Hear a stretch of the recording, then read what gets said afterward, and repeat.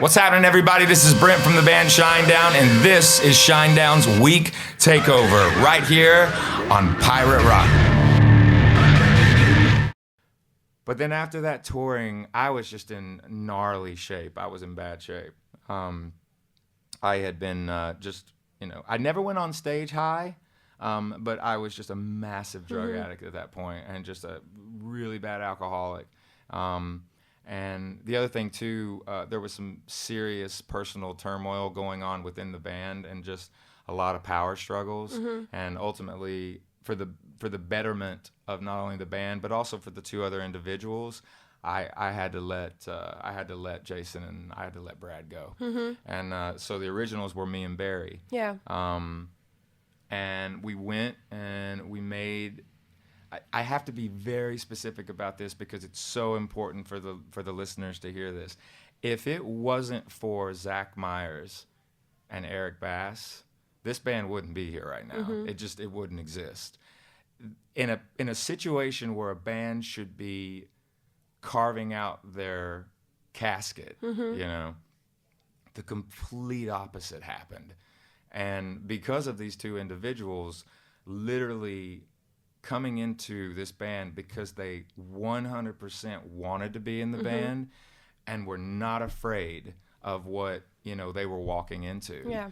Because in the beginning, a lot of course, 2 albums with, original members, there was an interesting, it was strange how like half of the audience was like, what the hell is going on? Yeah. And half of the audience was like, well, to be honest, those 2 dudes are really freaking good, And what happened was the band started to get better. Yeah. The band started to get tighter. The band started to get like, all of a sudden it was like there was a metamorphosis that happened by the fact that Zach and Eric had come into the fold. Yeah. And I find the fact that those 2 guys really saved this entity and this heartbeat in this band that we call Shinedown. I get very, very focused on this because I think that people really need to know that those 2 guys are just, for me and Barry, I mean, they really saved us, And then not only that, but they brought in so much creativity. They brought in so much life and attitude and just, and not in one of those like, oh, shucks, guys, we can do it. Not like that. Like, it was more about freaking determination, like total, just determination. And it lit a fire in everybody. And then you fast forward to where we are today. Yeah. Wow. Second Chance, though, that's an emotional one. That's an emotional one, too.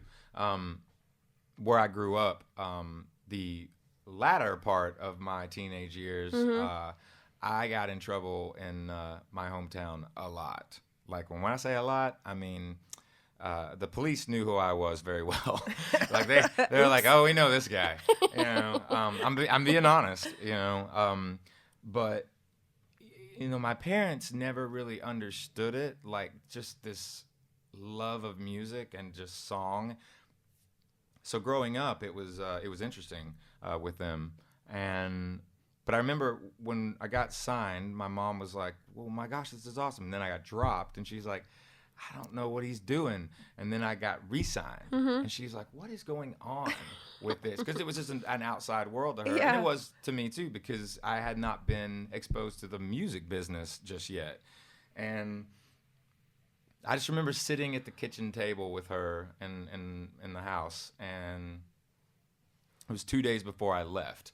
Because all of a sudden I was there with the first band. We were rehearsing and writing songs in Tennessee. Yeah. And then with the second one, my very first stop was Los Angeles, and I'd never even been on a plane. And that was with the second deal. And I remember we were sitting at the kitchen table, and she told me, she said, listen, I'm not going to pretend that I know what you're doing necessarily and whatever this music thing is. But I'm going to need you to go. I'm going to need you to go after it because, and she said something that always stays with me. Don't come back until you are the best at what you set out to do. Like, don't come back to me until you do it, until you Wow. prove it. Yeah. Because she said, if you stay here, you're gonna die here, and that's the last thing I want for you. So even though I don't understand what you're doing, Yeah. promise me you will do everything in your power to be the best at it. And I said, yes, ma'am. And that was my second chance, was my thank you to my mom and my dad, because they really gave me their blessing. Yeah. You know, and it's not a negative statement at the end of the chorus, like, you know, the payoff in the chorus, because, you know, sometimes goodbye is a second chance. You know, it is. Sometimes leaving the nest is what you have to do, even though it's scary. Yeah. It's your chance. You know, and with the second signing and all of those elements, for me, it was, you know, it was my chance. That is so big of your mother, though, to say something like that. Yeah, I mean, even when I talk about it now, I start to get emotional about it. But because I watched my mother work so hard. Yeah. Like, my mother and my dad would go without for like weeks at a time just to make sure I ate and that I had clothes that weren't old. I remember my mom would work extra overtime just so that we could buy my clothes at the time. You got to think, you know, growing up and what have you, just so she could buy clothes at a department store called J.C. Penney's. Because it was, in America, it's like back in the day, that was like the it store. Okay. She wanted me to dress nice. Yeah. She wanted me to look good. You know, even though we didn't have a lot of money, you know, she wouldn't eat so that, you know, she could buy me, you know, clothes and like shoes that weren't, you know, hand-me-downs or like from Goodwill. And so now she's 2 years away from, you know, retiring, and it's time for me to take care of her. Yeah. You know? Payback time. Yeah. Pay it forward. Yeah, absolutely. What about the name, Shinedown? Shinedown came from... It was interesting. The names before that were the best. I think we had Blowback was a name. Then we had Cove, which sounds like a freaking, like a subdivision that you turn onto. Then there was, I don't know what this was, but there was Tunnel J. I have no idea what that means. Still to this day, I have no idea what Tunnel J is. Yeah, what is that? Sounds like an amusement park ride. Yeah. I'm like, and so there was all these incarnations. Dirt Lab was another name, which wasn't that bad. And then I'm just there was Jones County Shed, which I have a huge... Jones County Shed was the one where I was like, we are really reaching here. This is getting bad. And so bad. So bad. Holy moly.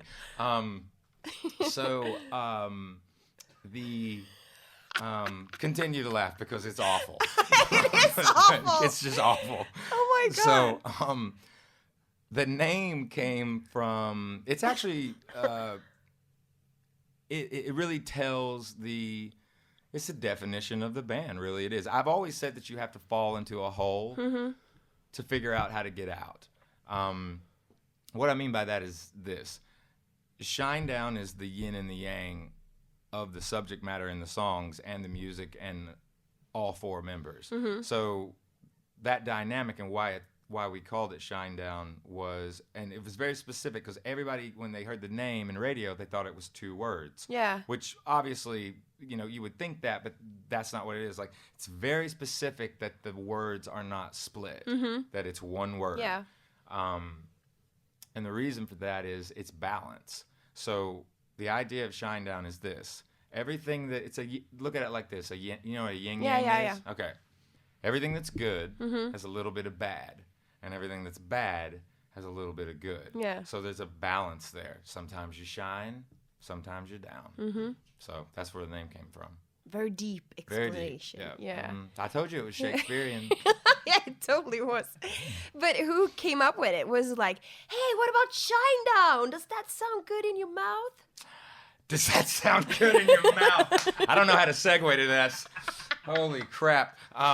Anyway, in other news, stocks are looking bad. No, but I mean, all the other ones, they were like pretty bad. I mean, Shinedown. did it come from? You didn't Okay. have the jing and jang, or did you have it? So here's the thing. It was it was me. I was like, how the name even got thrown out was I was in Jacksonville, Florida, and I was dating a young lady, and we didn't have really any money, but she was a really, really gifted artist. So when a friend of ours, a person that we mutually knew at the time, was getting married. And so we went to the wedding, but we didn't really have any money for a gift. So she painted a silhouette and it was beautiful too. It was just black and white and gray, but it was a silhouette of two people embraced in the act of, becoming one and making love and solidifying their relationship. It was a really, really beautiful piece. They took that painting. It was their favorite gift of the entire wedding, I believe. They put it in the foyer of their house before you walk into their bedroom. It's on the wall to the left. And one day I was in their house and I saw where they had put it, and I was like, "Oh, that's really, really cool. You should put like a light above it, maybe, and so it would shine down on shine down on the painting." And the next day, that person calls me and they go, "What about you're trying to get the band name? What about Shining Down?" And so I thought about it. I took the ing off of it and I made it one word. That's cool. That's where it was sparked.